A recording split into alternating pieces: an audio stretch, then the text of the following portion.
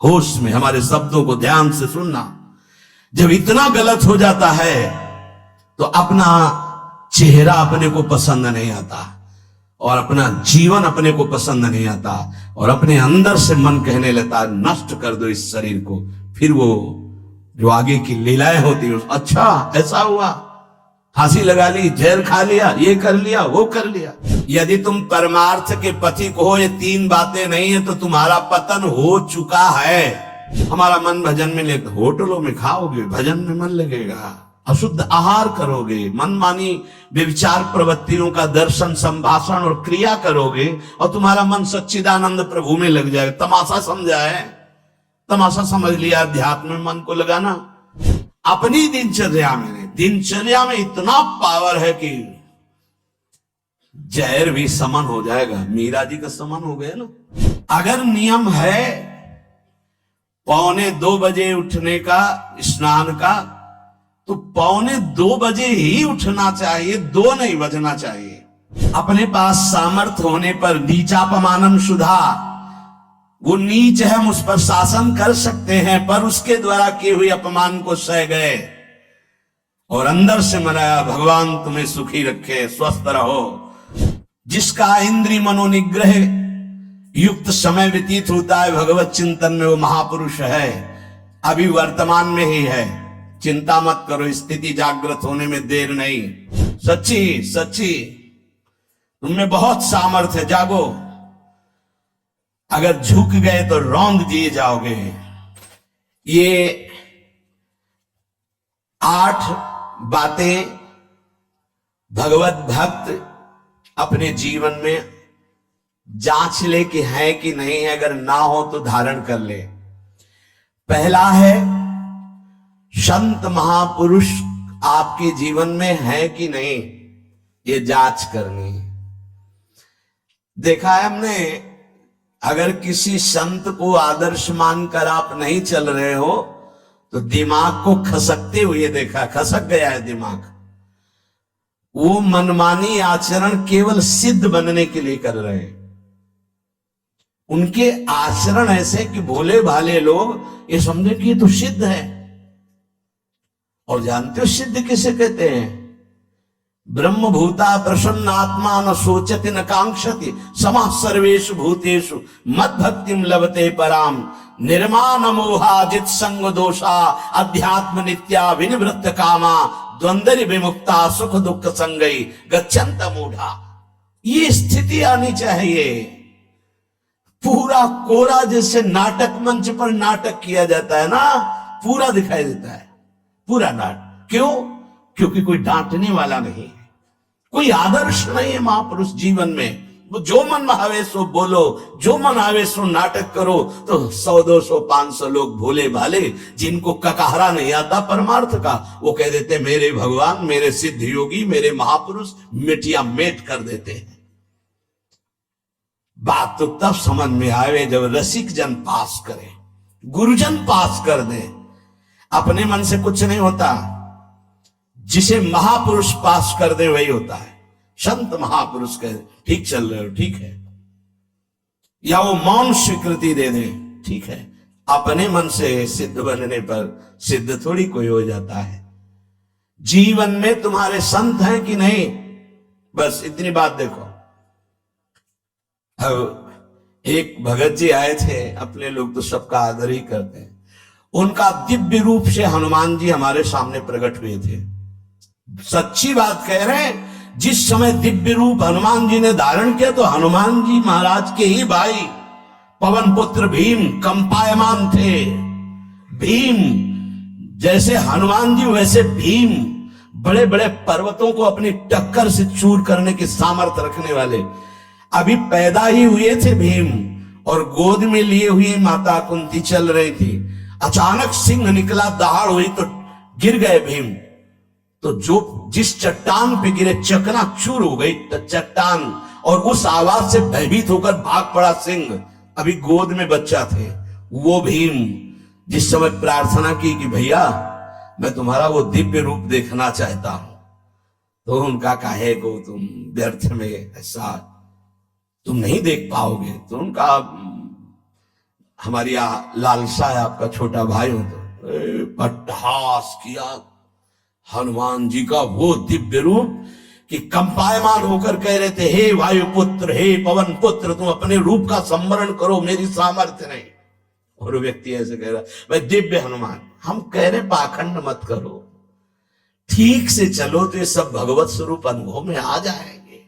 ठीक से चलो, बड़ा विचित्र स्वरूप है।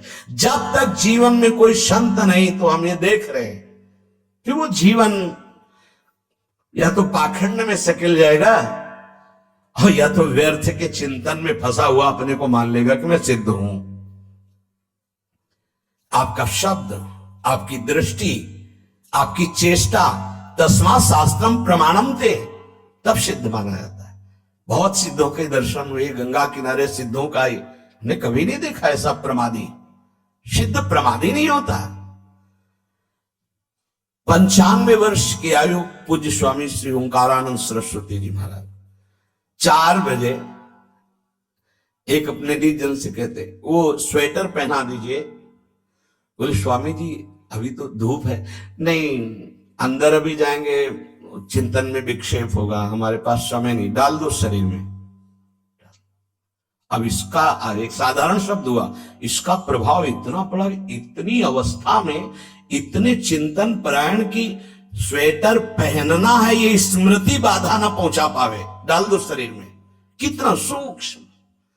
बड़े बड़े महापुरुषों को देखा है, अपने ब्रज के प्रेमी जनों को और ब्रह्मबोध संपन्न दोनों महापुरुषों को, किंचन मात्र कहीं भी कोई भी शास्त्र विपरीत शब्द नहीं, एक सेकंड की चेष्टा नहीं पाई शास्त्र विरुद्ध। और यहां शास्त्र में है ही नहीं, हो वैसे सिद्ध हो रहे हैं। क्यों? क्योंकि जीवन में किसी आदर्श महापुरुष का अंकुश नहीं। अगर किसी संत का भय तुम्हारे जीवन में नहीं है तो ये माया रौन देगी, पक्का समझ लीजिए। कोई महापुरुष तुम्हारे ऊपर अंकुश लगाने वाला हो तो इसीलिए जो देहाभिमानी जीव होते भाग पड़ते हैं, क्योंकि उनकी सिद्धावस्था में वो बाधा पहुंचाएंगे।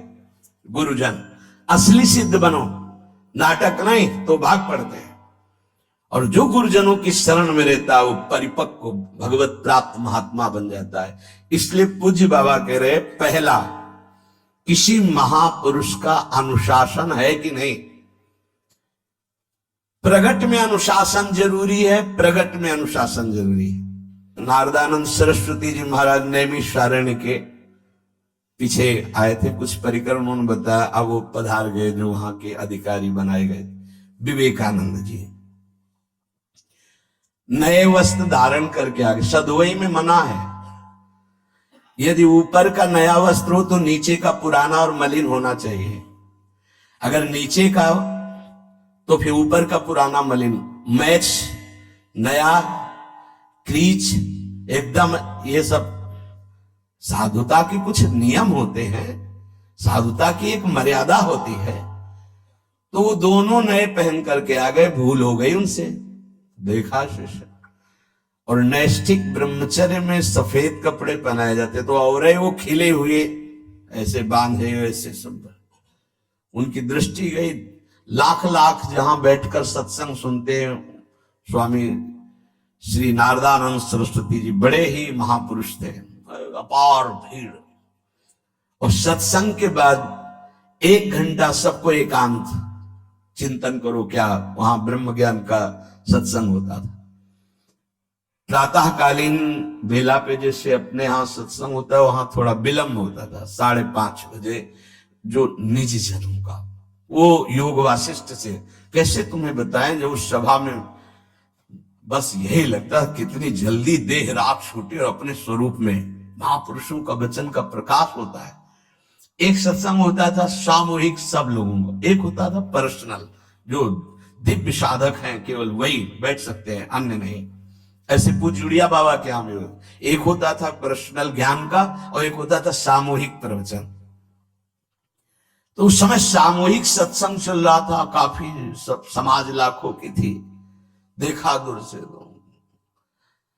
एक शिष्य से कहा गौशाला में जाओ, गोबर को गीला कर दो। उनसे कहा विवेकानंद गोबर की छवियां भर करके यहां खड़े हो सत्संग के पास। अब वहां नच हो नहीं सकता, और गीला गोबर तो जो 2 घंटा सत्संग हुआ पूरा टप टप ऐसे कपड़ों में, पूरी हालत बिगड़ गई। क्या था ये? संत शासन। अब दोबारा वो गलती नहीं होगी, समझाने की जरूरत नहीं, हम समझ गए कि हमसे गलती क्या हुई। संत शासन नहीं है तो ये मन बहुत विचित्र है, बहुत विचित्र है। इसीलिए पहला, जो भी परमार्थ का पति को, चाहे ज्ञान मार्ग का, योग मार्ग का, किसी योग मार्ग की लौकिक ऊंचाई पर पहुंचे हुए कि गुरुदेव आए और उन्होंने कहा कि किसी कारण से शिष्य बढ़ जाए और अपने गुरुदेव की अवहेलना करे तो उसकी गति क्या होगी? उनका दुर्गति। दुर्गति, दुर्गति के सिवा उसके आगे कोई शब्द नहीं है। गुरु को पीड़ा है और शिष्य परम पद में पहुंच जाएगा? नहीं नहीं, ऐसा नहीं हो सकता। अनुशासन अत्यंत आवश्यक है। किसी भी वैभव या लोक व्यवहार या लोक मान्यता बढ़ जाने पर अपने गुरु का अपमान, गुरु की अवहेलना, तो उसकी दुर्गति पक्की। देखो, ये मन है, ये इंद्रियां हैं, ये अहम है, ये केवल गुरुदेव से ही वश में आता है, दूसरी जगह नहीं आता। क्यों? क्योंकि दूसरी जगह उत्तर देने का अवसर है। दूसरी जगह हम नहीं मानते तुम्हारी बात, लेकिन वहां ना उत्तर है और ना नहीं मानते, केवल वहां मिटना ही मिटना है। अगर ऐसा उपासक है तो निश्चित परम पद का अधिकार। केवल मिटना कोई उपाय नहीं है, अहंकार के पोषण का कोई उपाय, केवल मिटाना है। रो लो, चिल्ला लो, जो तुम्हें करना है कर लो, आना तुम्हें इसी मार्ग में पड़ेगा, दूसरा कोई रास्ता नहीं। बलिहारी घेर करके नष्ट कर देते हैं हमारे मन की मनमानी को, हमारे अहंकार को। इसलिए जीवन में प्रगट में जिनके जीवन में संत हैं और वो स्वीकार करते हैं उनका अनुशासन, उन्हीं का जीवन प्रकाशित होता है, पक्का समझ लेना। दूसरा, भागवतिक मार्ग में चलने वाले उपासक को सांसारिक पुरुषों की मित्रता करके उनकी संगोष्ठी में नहीं बैठना चाहिए। इस बात को बहुत अच्छे से समझ लो। सांसारिक पुरुषों की जो वृत्तियां होती हैं उनमें बड़ा आकर्षण होता है भोगों का, प्रपंच का। जो साधक भ्रमणशील हैं, अगर वो गृहस्थों के यहां जाकर उनकी सैयाओं पर सोते हैं तो उनकी दुर्दशा क्या होती है चित्त की, वो खुद अनुभव करके देख ले। आज तो शास्त्रीय पद्धति को समझा ही नहीं जा रहा। जब बड़े बड़े सुभट गंगा किनारे त्याग, वैराग्य, ज्ञान के मिले ना, तो आगे का रास्ता खुलता चला गया। सांसारिक पुरुषों के समुदाय में बैठना था। वो तुम्हें भगवान कहेंगे, ईश्वर कहेंगे, अवतार कहेंगे, उनको कुछ ज्ञान नहीं। आप मान बैठेंगे अपने को भगवान, अपने को ईश्वर, अपने को अवतार मानेंगे, तो आप जो अवतार है ना, ईश्वर है ना, भगवान है, उनसे विमुख हो जाएंगे। यहां जो भी अवतरित हुए हैं भगवत पार्षद, वो सदैव दैन्य ही रहे हैं। आप देख लीजिए, उच्च कोटि के महापुरुष चाहे जितनी ऊंचाई पर चढ़े हों, सदैव भगवान की ही स्थापना की है। भगवान के नाम की, रूप की, लीला की, धाम की, भगवत महिमा की स्थापना की है, अपनी नहीं, अपने पार्थिव शरीर की नहीं। ध्यान रखना, जितने महापुरुष प्रकट हुए भगवान की स्थापना की। अगर हम संसारिक पुरुषों का संग करेंगे तो कई तरह से हानि हो जाएगी। सत्संग हो रहा, बस इतने जो चाहो बैठ जाओ। हमारा पर्सनल एकांतिक केवल गुरुदेव से संबंध है और उनके द्वारा बताई हुई उपासना में हमारा समय व्यतीत होना चाहिए। कोई हमारा मित्र नहीं होना चाहिए, अलग से संगोष्ठी नहीं होनी चाहिए विषयी पुरुष की, सांसारिक पुरुष की। तीसरा, किसी भी अपनी निंदा करने वाले के प्रति कभी भी बुरा व्यवहार, बर्ताव नहीं करवाना चाहिए, क्योंकि भगवान प्रेरित करते हैं निंदा करा करके महान बनाने के लिए। ये शब्द याद कर लो। जब तुम्हारी निंदा होने लगे, प्रतिकूलता होने लगे, विपत्ति आने लगे, संकट सताने लगे, तो जान लेना कि तुम्हारी अध्यात्म की भूमिका उठने वाली है, पक्का। ये अध्यात्म की भूमिका उठना बहुत कठिन होता है। अध्यात्म का प्रवचन कर लेना बहुत सरल होता है, नहीं? हाँ, चमड़ी को चिकनी करके और अध्यात्म का प्रवचन करने में कोई कठिनता नहीं, लेकिन चमड़ी और दमड़ी का राग मिटा दे, फिर अध्यात्म की तरफ चले, ये किसी फक्कड़ महात्मा का कृपा पात्र ही होगा जो फकीर होगा, जिसने विश्व की समस्त भोग वासनाओं को रौंद करके अपने स्वरूप में स्थित हो गया। ऐसे महात्मा के संग के बिना अध्यात्म का रंग नहीं चढ़ सकता, और देखने को मिल रहा है। जब तक हमें अध्यात्म का परिचय नहीं है तब तक कहीं भी हम राजी हो जाते हैं। अरे राजी होने को तो टाकीज के सामने देखो जाके, हजारों की भीड़ लगती, लाइन में खड़े होते हैं, पैसा देते हैं, और क्या देखने जाते हैं? झूठा तमाशा। उनको आप क्या कहोगे? ज्ञानी कहोगे? सत्संगी कहोगे? भीड़ का इकट्ठा हो जाना कोई अध्यात्म का चमत्कार नहीं होता। तो अध्यात्म का चमत्कार तो अंतर की वृत्ति का परिवर्तन हो जाना होता है। नहीं तो अगर एक नृत्य करने लगे ना तो हजारों उसको देखने खड़े हो जाते हैं। फिर 14 संगीत बज रहे हैं, फिर इसके बाद अगर हजारों ये बैठे मनोरंजन कर रहे हैं तो इनका कोई महत्व तो नहीं। अगर एक महात्मा कह देता है कि तुम वास्तविक भगवत मार्ग के पथिक हो तो धन्य हो गया जीवन, और 1 करोड़ लोग कह दें कि परमार्थ का पथिक है तो मान्यता नहीं मानी जाएगी। ये अध्यात्म है, अध्यात्म। इसीलिए कह रहे हैं कि सांसारिक पुरुषों की संगोष्ठी में रति न करे। तीसरी, अपनी जब कोई निंदा करे तो उसका भला जरूर मना देना, बुरा मत मना देना, नहीं तो अध्यात्म छूट जाएगा। अपने पास सामर्थ्य होने पर नीचापमानम सुधा, वो नीच है, हम उस पर शासन कर सकते हैं, पर उसके द्वारा किए हुए अपमान को सह गए और अंदर से मनाया, भगवान तुम्हें सुखी रखे, स्वस्थ रहो, और कभी भी हम आपका विरोध नहीं करेंगे। जब अवसर मिले तब फिर हमारी निंदा करना। भगवान तुम्हें स्वस्थ रखे, तुम्हारा कभी अमंगल न हो। ध्यान रखना, अध्यात्म। चौथा, अपने मुख से कभी किसी की निंदा न करना। निंदा व्यक्तिगत नाम लेकर के की जाती है। सिद्धांत सार्वभौम वर्णन होता है। जैसे यहां हम कह रहे हैं, वो निंदा सिद्धांत के विपरीत आचरण में जो चलते हैं उनकी है। कौन है? नाम नहीं है, रूप नहीं है। सिद्धांत में चलना एक ये मार्ग है, सिद्धांत से बिलक चलना है पाखंड है। पाखंड और दंभ की निंदा होती, और सत्य की कोई निंदा करे तो वो प्रकाशित होता है। सत्य निंदा से ढकता नहीं। जैसे कोहरा थोड़ी देर के लिए सूर्य को ढकने का नाटक कर सकता है, लेकिन सूर्य जब प्रकाशित होगा तो कोहरे की धज्जियां उड़ जाएंगी। 5वां, मान लेने की इच्छा का त्याग करके अपने समीप जो भी आवे, छोटा बड़ा सबको प्यार और मान देना। ये 8 अच्छे उपासक में सब लक्षण पाए जाते हैं। दूसरों को मान देने का स्वभाव रखना, चाहे छोटा बच्चा ही क्यों न हो।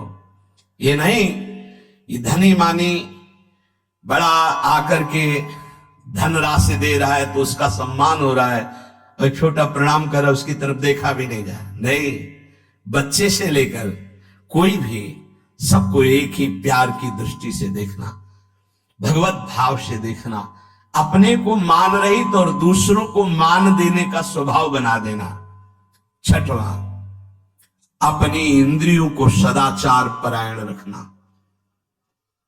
इंद्रियां ये सदैव व्यभिचार की तरफ भागती हैं। नेत्र व्यभिचार दोष, बार बार दूसरों के प्रति देखना आकर्षणकारी, कैसा भी दोष अंदर का भाव हो, नेत्र दोष। दूसरों की बातें सुनना, श्रवणेन्द्रिय दोष। वाणी से दूसरों की चर्चा करना, वाणी। ऐसे हर इंद्रिय अपने व्यभिचार में जाना चाहती है। सदाचार परायण उपासक होता है। कल की बात है, कल चिंतन हो रहा था श्रीमद् भगवद गीता जी का। अगर उपासक में सदाचार इंद्रियों की पवित्रता नहीं है तो ढकोसला किसी व कुछ नहीं रहेगा। ये अच्छे से समझ लो। इंद्रियों का विलास चल रहा, खुला अनुभव दिखाई देता है, खुला एक दृष्टि होती है, उसमें दिखाई देता है। अंतर में ब्रह्म बैठा हुआ शांत मौन है और ये समझ नहीं पा रहा, केवल नाटक पे लगा हुआ है। अपना मन, अपनी इंद्रियां यदि संयम में नहीं है, सदाचार में नहीं है, तो ढकोसला ही है, आडंबर ही है, नाटक ही है, पक्का समझ लीजिए।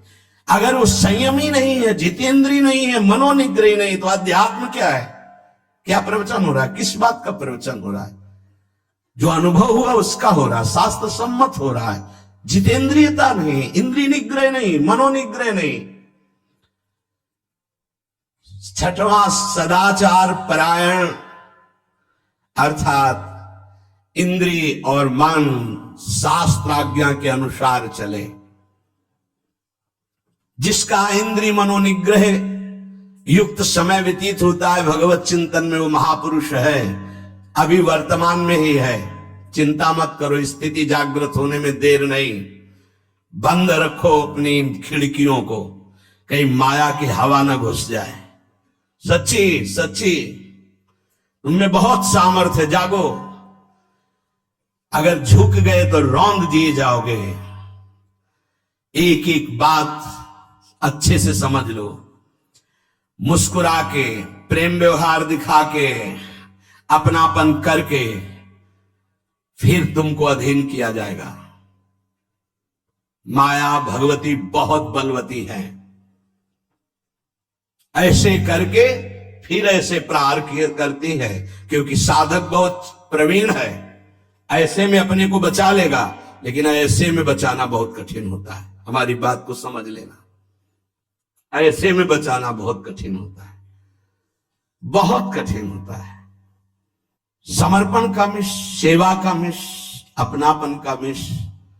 हमारी इंद्रिय, हमारा मन बहुत धोखेबाज है, हमें कोई धोखा नहीं दे सकता। ये हमारा मन, हमारी इंद्रियां हमको धोखा देती है। साधु, साधक, परमार्थ पथिक, भक्त इस बात से परम सावधान। सदाचार और सरलता, संयम के साथ हमारा समय व्यतीत होना चाहिए। किसी के गवाही की जरूरत नहीं है, किसी के प्रमाण की जरूरत नहीं। आप खुद अपने हृदय की भूमिका को नाप लीजिएगा, कितनी ऊंचाई पर चढ़ रहे हो, आपको खुद अनुभव में समझ में आ जाएगा।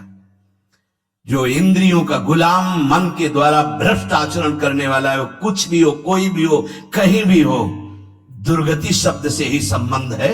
जीते जी दुर्गति, फिर फांसी ऐसी लगे तेषम दुख न हो। सच्ची मानना, जब गलत हो जाता है आचरण, तो अपना मन अपने को कहता है नष्ट कर दो, ये जीवन किस काम का। होश में हमारे शब्दों को ध्यान से सुनना। जब इतना गलत हो जाता है तो अपना चेहरा अपने को पसंद नहीं आता, और अपना जीवन अपने को पसंद नहीं आता, और अपने अंदर से मन कहने लगता है नष्ट कर दो इस शरीर को। फिर वो जो आगे की लीलाएं होती है, अच्छा ऐसा हुआ, फांसी लगा ली, जहर खा लिया, ये कर लिया, वो कर लिया। वो इन्हीं इंद्रिय और मन की फिसलन को नहीं सह पाया। अच्छा, किसी महापुरुष का शासन नहीं था, नहीं, उस चूक में भी बचत हो जाती है। एक बहुत बड़े महापुरुष के समीप रहने वाले से चूक हो गई, तो उन्होंने अपने आसन के पास आसन लगवाया। सब साधकों ने कहा कि बहुत बदनामी होगी, क्योंकि आपका नाम आगे है और वो आपके आश्रित है, ऐसा है किसी महापुरुष के। उन्होंने कहा, तू क्या समझते हो, ये माया है, चूक हो गई, अब इसको कभी चूक नहीं होगी, ऐसा बना देंगे, कभी त्रुटि नहीं होगी, इसको ऐसा बना देंगे। और वो फिर ब्रह्मावर्त बिठूर में रहे, और बहुत अच्छे महात्मा हैं, अब भी हैं।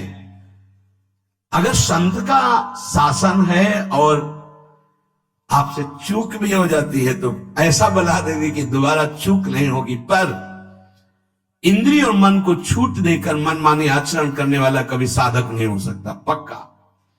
और आप सच्ची मानना, आपकी एक बार इंद्रिय मन छूट हो गई तो जिंदगी भर दबे रहोगे, दहाड़ने लायक नहीं रहोगे। माया तुम्हारे को सदैव कोसती रहेगी, तुम्हारा हृदय जलता रहेगा। ऐसा कैसे हो गया, ऐसा कैसे हो गया।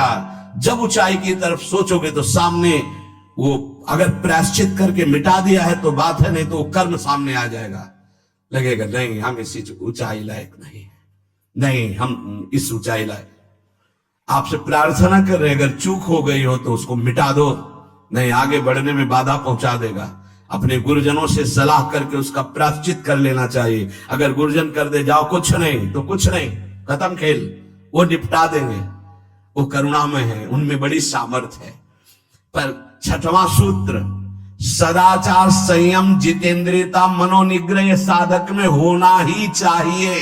जो साधक एकांत में मनोरंजन करके अपने जीवन को नष्ट कर रहे हैं, अच्छा होता गृहस्थ धर्म में रहते, बाल बच्चे पैदा करके मेहनत करके धर्म पूर्वक कमाते और समाज की सेवा करते।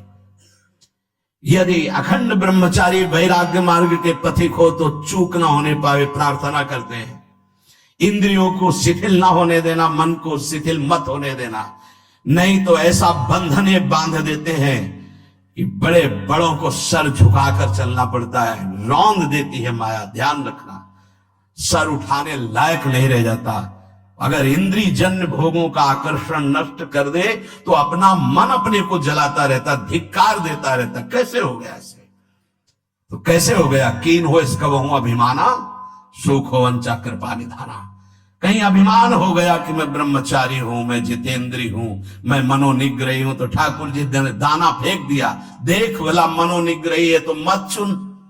लेकिन कृपा पात्र साधक पुनः अपने आप को सावधान करके सदाचार में ही स्थित रहे। आज सदाचार को समझा ही नहीं जा रहा कि सदाचार है क्या। सातवां, किसी भी पद को साधक कभी स्वीकार न करे। समाज में बड़े पद मिलते हैं, यहां भगवत प्राप्ति की वार्ता हो रही। किसी भी पद, किसी भी सम्मान को स्वीकार न करें। ये सब उपाधियां हैं, अगर उपाधियां स्वीकार की तो उपद्रव शुरू हो जाएंगे।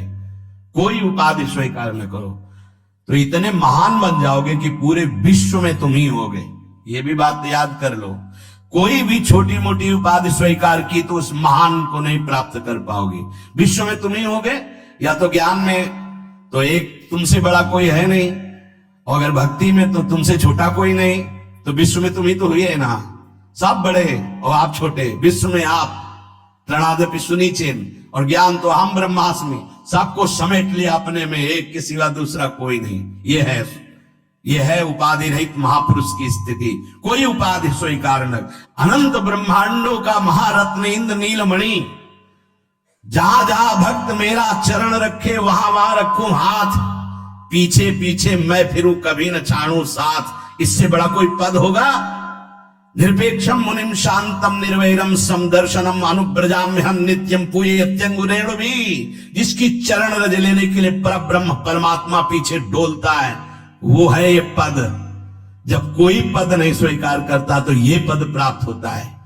इसलिए सातवां, किसी भी उपाधि को, पद को साधक कभी स्वीकार न करे। आप यहां के अमुक बन करके अमुक नहीं, सेवाएं सब हैं और सेवक हूं, कोई पद नहीं। देख लो बड़े बड़े महापुरुषों को। पूज्यपाद उड़िया बाबा जी ने जब देखा